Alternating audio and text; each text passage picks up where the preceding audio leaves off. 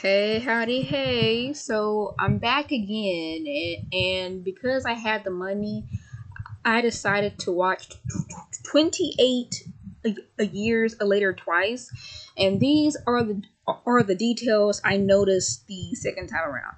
So second time around, if you listen closely, Jimmy's aunt is the one who arrives in the room to drop off her kid, and you can hear her arguing with Jimmy's mom about somebody not coming or whatever.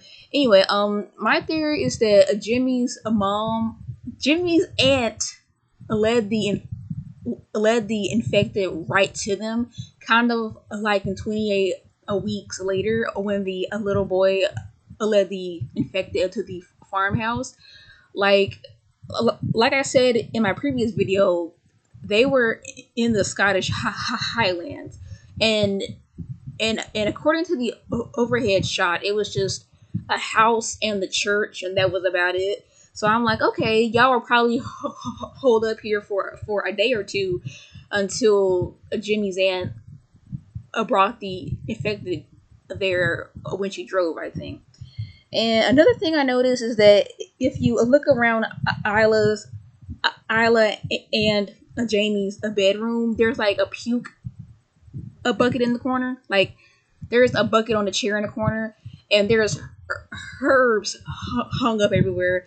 And I'm like, what are all these herbs doing? Then I'm like, oh, that's probably air freshener, because if she's puking and like bleeding from her nose, that place is gonna smell like a sick bed. So of course they would try to freshen the ear up with some herbs.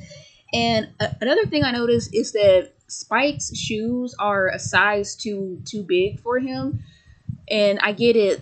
Jamie probably salvaged them for him, but also on a metaphorical level, Spike has a big shoes to fill. Like he has big shoes to fill, and also when Jamie and Spike are having a breakfast, Jamie says Rosie and somebody brought over some bacon, and when you know that Rosie and Jamie are having an affair, you're like, oh, she brought over the bacon because you're blowing her back out. uh, yeah, got some more notes, and like there's a close up of the a mural on Holy Island, and you see like a scene of a different people's faces and things, and it said the Holy Island community was established in 2002. So doing the math, they probably abandoned the mainland when it became clear that they were left on their own and the infected were taken over. So they decided to for forsake the mainland and just live on Holy Island.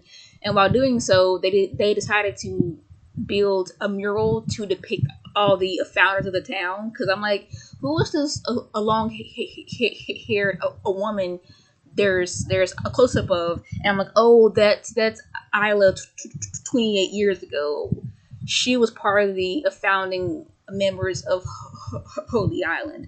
I'm like, okay, so that wasn't here pre-infected. Y'all painted or drew that after the infected showed up.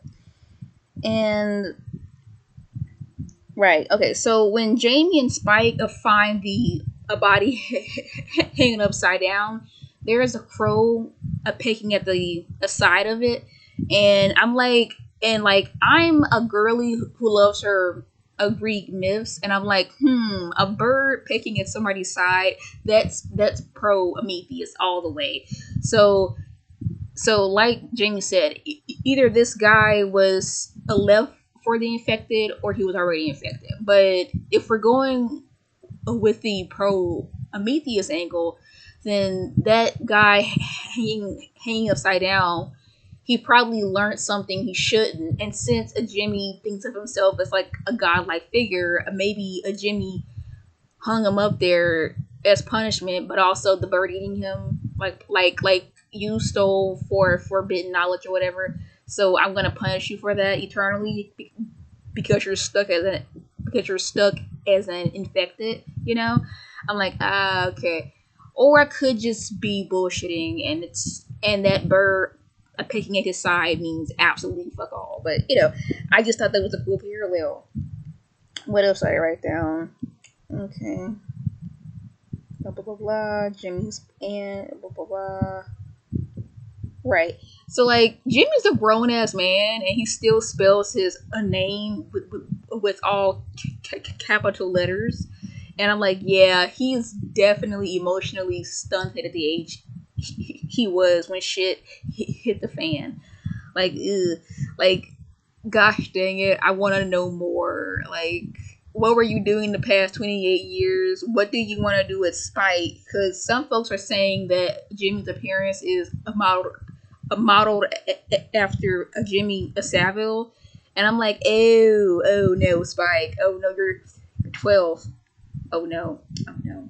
But speaking of Spike's age, the council a woman, a Jenny, she said they usually take a boys out when they're 14 and 15. But since Jamie knows that Isla is dying, he probably was like, I want Spike to grow up now because his mother is going to die in the future, and I want him to be self-reliant enough to handle that. Like he wanted his son to be mature enough to handle that. So he said, "Screw it. I'm taking you out. I'm taking you out at 12. I'm giving you a crash course on growing up in life because your mom's gonna die soon, and I need you to hurry the fuck up with this adolescent stuff and just be a man." But Spike being 12, we all saw how that went. Like you can't really force somebody to grow up because Jimmy didn't grow up.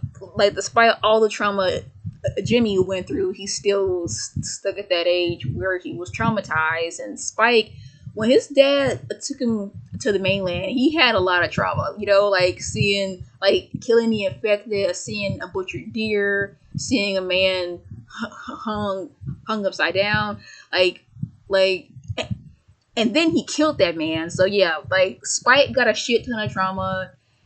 And Jamie was like, "Yeah, I'm so proud of you. You're like a man now, right? Like you're an adult. Please be an adult because I need you to grow up super fast right now, kid." And it didn't really help Spike grow up. However, when a doctor, Kelson, talked to him about Isla's disease and like how she wanted to choose to die or whatever, that allowed Spike to grow up a little bit, and it wasn't as abrasive as his dad trying to make him grow up. And 28 days later, we get 3 different father figures. There's Jim's father, who was dead, Frank, who becomes Jim's new dad until he dies, and then there was the Colonel guy, who was like a toxic version of a dad. Like he was a father to his men, but instead of trying to